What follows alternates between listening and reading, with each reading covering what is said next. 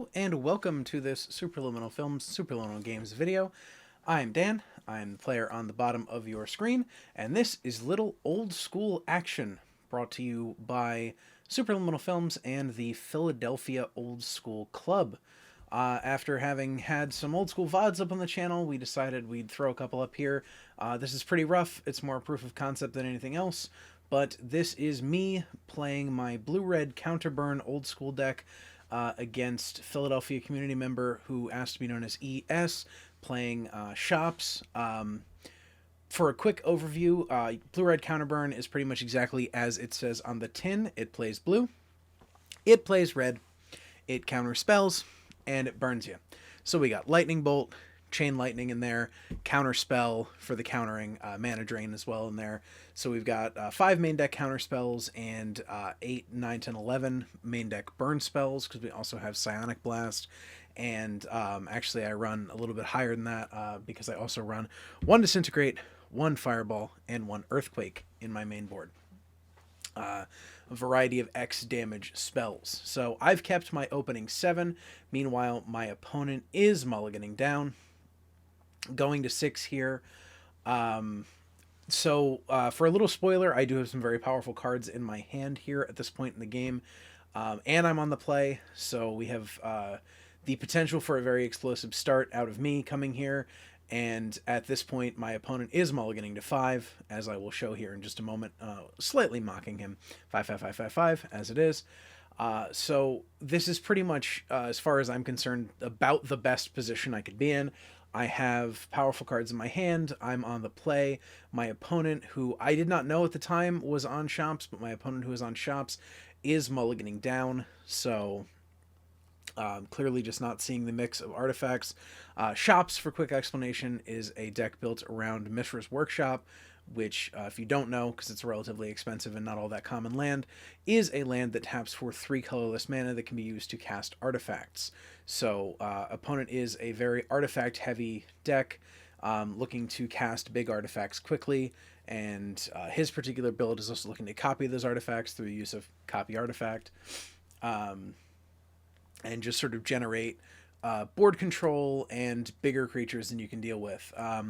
My build, which is relatively standard among Counterburn builds, has 4 creatures in it. It has 4 copies of Serendib Efreet and no other creatures, hoping to go the distance the rest of the way with just burn spells.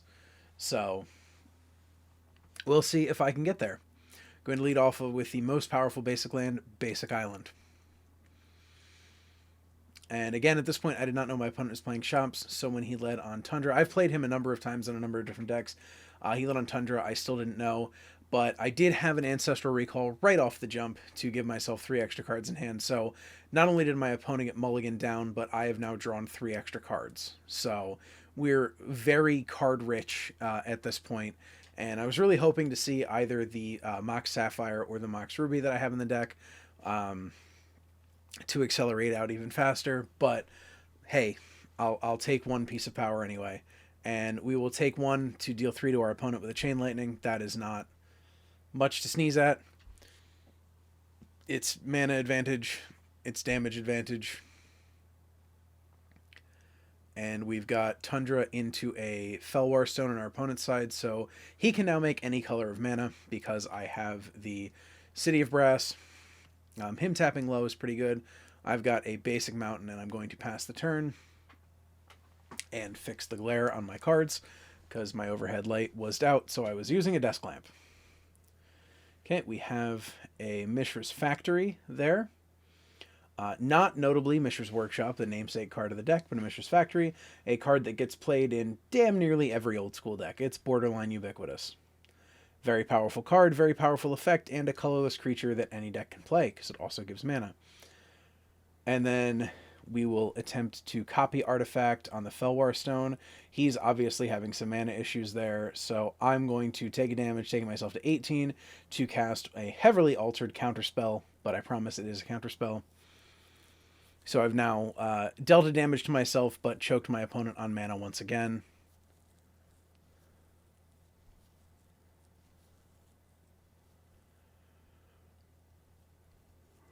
And he is thinking for a very long time about using this mana.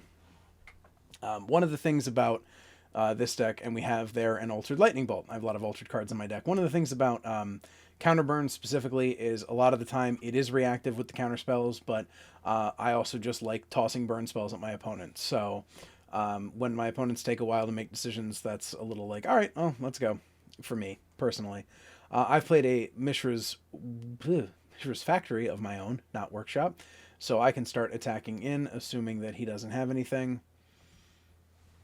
I think he's debating here on whether or not he wants to try to attack with the factory, since mine cannot do the trick. The trick, if you don't know, is you animate your factory, it's a 2/2, you block your opponent's 2/2, and then you tap your factory to target itself to make it a 3/3 so it wins the combat. Opponent playing a Suchi, a very, very powerful card. I did not have a counterspell at this point. However, we were playing a format where Mana Burn is still the rule of the day.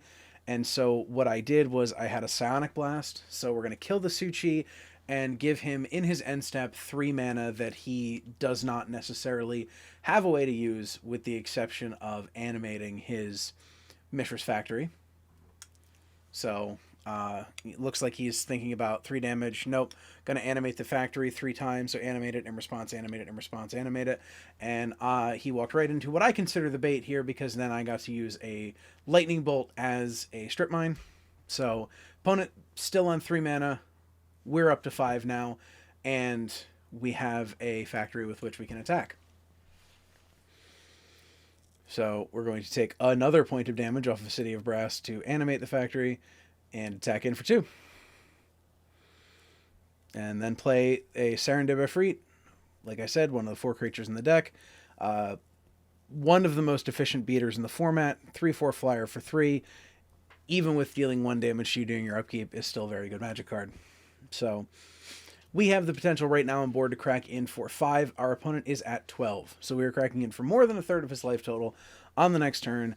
And he is still stuck for mana because we countered his copy artifact that was trying to copy the Felwar Stone to make more mana, and we blew up his Suchi, which allowed us to lightning bolt his factory. So he's going to go ahead and Mind Twist us for 2. That kind of hurts. We did have 2 cards in our hand, both of which are very good. A Fireball and a Brain Geyser, so we had X damage and X card draw in hand there. That kind of hurts, but again, we're sitting with currently well over a third of our opponent's life total coming at him. And better than that now, because that's another factory. So we'll animate the first factory. Attack, attack. That's 5. Pump the factory. That's 6. That's half of our opponent's life total. Opponent is now at 6. We have 6 damage on the board, and they have 3 mana. Looking at the cards off the top. And scooping it up. So that's kind of an example of what I am looking to do in my deck. It is unfortunately not an example of what my opponent is looking to do with his deck, but since I'm the one who is casting this, and since it is my deck being recorded, I'm going to say, yay, we did the thing that we wanted to do. Now, at this point, I had guessed that he was on chops based on the artifacts and the copy artifact, and the fact that, since I know him personally, I knew that he had just recently acquired some Mishra's Workshops, so I figured he would be playing them. Knowing that, and knowing that there are obviously blue spells in there based on the Tundras, I have what looks there. I have 8 cards that I want to bring in out of my sideboard. The thing about Counterburn, in my opinion, personally, having played a fair bit of it, is that the deck mulligans not all that well, because things I want to be doing very quickly, showing off my Alter Sleeve Volcanic Island, things I want to be doing in that deck are countering spells and burning you out. So right there we have, as I mentioned, the 11 burn spells, the 3 X burn spells, and the 5 counter spells. So right there we're talking almost a third of the deck is the thing that we want to be doing. Then obviously we need mana. We were playing in a 4 strip mine, Eternal Central Rules environment at this point. So we were, or I was packing 27 mana sources in my deck. When I play EC, I play 27 mana sources to allow for the 4 strip mines. And only 3 of those are artifact mana, because I own a Mox Ruby, a Mox Sapphire, and a Soul Ring, obviously. So the fact that I have a lot of lands makes it hard for me in EC to board out lands, though I know that is something that some burn decks do to try to gain a bit of an edge, because you can also board in 1 mana counterspells in Reb and Beb, Red Elemental Blast and Blue Elemental Blast. But against shops, I definitely wanted to bring in Energy Flux. I always want to bring in Blood Moon. I do run one main board, but having access to the second and third out of my sideboard is pretty good. Obviously, like I said, Blue Elemental Blast and Red Elemental Blast are very good. Blue Elemental Blast, not necessarily against this deck, but Red Elemental Blast, I love bringing in. Counter wars that start with me spending 1 mana, and then I can maybe spend 2 mana with a counterspell is pretty good. Plus, upping the number of counterspells in the deck is never a bad thing, in my opinion. I also have 2 Shatters in my sideboard, so that is something else that I like to bring in against Shops. Shops is one of my nemeses with this deck. I've had very bad runs of luck against Shops. I've also just gotten absolutely rolled over by Shops, so anything I can do to deal with the menace that is sometimes casting 6-drops on turn 2 helps. You know, being able to shatter, being able to shatter things out of the way, being able to strip their shops, all those sorts of things are, to my mind, pretty powerful. So we are shuffling up for game 2, doing a little bit of webcam courtesy and laying out piles so that the opponent can choose. Since we're playing over webcam, you can't cut, and though we trust each other, we do want to display positive sportsmanship and deal with that. So we'll deal with that and go into game 2. On the draw here, I'm hoping to keep a hand with a lot of burn, because again, I've guessed what he's playing, and if I can outrace him and just burn really quick and kind of take him down, that's a very solid way for me to win this game. Being able to keep him off mana and getting creature advantage like I did in game 1 is not what I would call a common occurrence against this deck, and so it's kind of a thing that I would prefer to be able to just go like Lightning Bolt, Chain Lightning, Lightning Bolt, and then into more burn spells, finish them off for the next spell. Obviously, that's a bit pie in the sky, but it's the sort of thing that I would absolutely love to be able to do. Both of us keeping 7 this game, so that's better, and he is leading directly off with a very powerful start, arriving at 3 mana on turn 1. And we'll just strip that right out. So taking him down to 1 mana, because I did not play a color-producing mana, so his Fellwar Stone does nothing. Mox Ruby's still there, and this Tundra's still there. Into a City in a Bottle, which is the unfortunate thing against my deck, because I still run 4 Cities of Brass, and I left in a pair of Serendib Efreets because I like to play the Make Them Have It City in a Bottle game with my cards printed in Arabian Nights. Specifically the Serendib Efreet, because it is very hard to answer. And here he is with a strip mine of his own after laying a second Fellwar Stone. That is kind of painful. Again, though, having stripped that out, those Fellwar Stones do nothing as of yet. So we played a factory. At this point, I have 2 Cities of Brass stranded in my hand, unable to be played because of the City in a Bottle, and am looking for a way to answer that City in a Bottle. So I now have 3 mana, all of it colorless, and I'm still keeping his Fellwar Stones off, but he does have 3 Tundras. So he has access to 3 colors here with the Mox Ruby as well, and I'm just looking for red mana and Shatter at this point, but instead I have 8 cards in hand, and I have to discard the City of Brass. The first of what will end up being 3 Cities of Brass that I have in my hand over the course of the game, because they love to clump when I see City in a Bottle across the table from me. Again, his Fellwars still do nothing. I'm going to strip out one of his Tundras here. It's just taking him off of the ability to have enough mana. Because I've kept those Fellwars down, they're functionally useless. So we're at functionally 3 mana here. Now, unfortunately for me, potential for 6 mana. And we'll go right into an Icy Manipulator. And close the door on me by sending what you can't see yet, but I know because I remember this happening, a copy artifact on that Icy Manipulator. And there it is, copy artifact in the Icy Manipulator. So now we are at a place where even if I get to play more mana sources, every upkeep he's just going to tap down 2 of them. So I have 2 Cities of Brass stranded in my hand, no colored mana sources, and my opponent is capable of tapping down mana sources. Even though he has no gas whatsoever, I'm under such a lock with that Icy Manipulator and copied Icy Manipulator that it's not worth continuing out, because if I have to draw 2 more mana sources than he has Icy Manipulators that are colored mana before I can even do anything. So, locked out of that one. Understanding. Not the best start for me. It was a pretty decent hand. The problem was it was a hand that drew 2 additional Cities of Brass after leading off with a City of Brass in the opener. And it is one of the things that happens to you. Sometimes your opponent plays City in a Bottle. I should probably be more aggressive in sideboarding out my cards that get hit by City in a Bottle. Though, obviously, Cities of Brass, I'm probably going to leave them in anyway. I know some people play 3 or fewer even Cities of Brass, but I only own 3 Volcanic Islands currently. If I had the 4th one, it would replace one of the Cities of Brass. I would probably play 3. I don't want to play fewer because I have double blue casting costs in this deck. I don't have double red casting costs in the Eternal Central build of the deck anymore. I used to run Fork, but I don't. But I still find myself at various points needing the extra colored sources, and so City of Brass is just that good. It's just every now and again the opponent lands a well-timed City in a Bottle and I don't have a Shatter or a Counterspell, and I end up sitting there discarding City of Brass to hand size.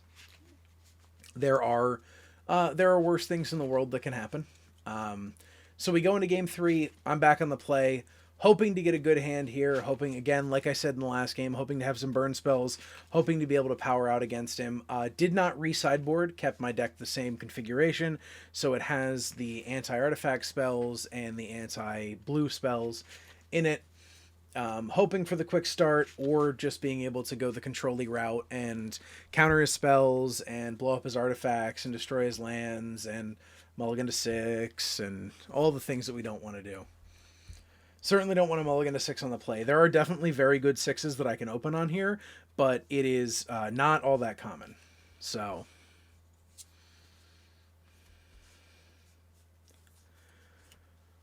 we'll see.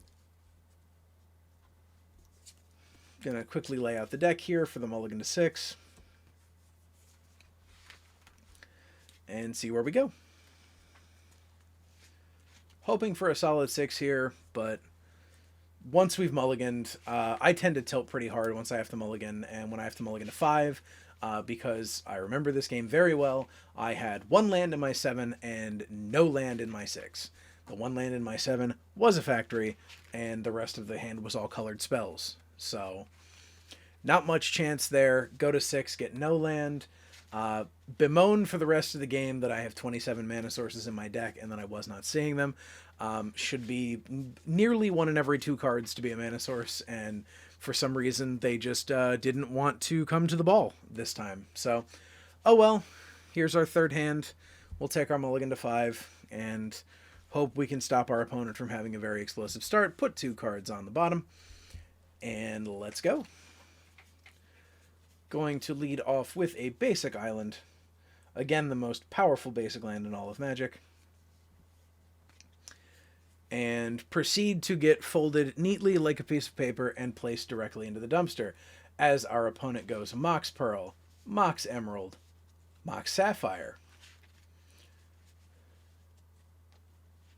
copy Artifact, copying Mox Sapphire,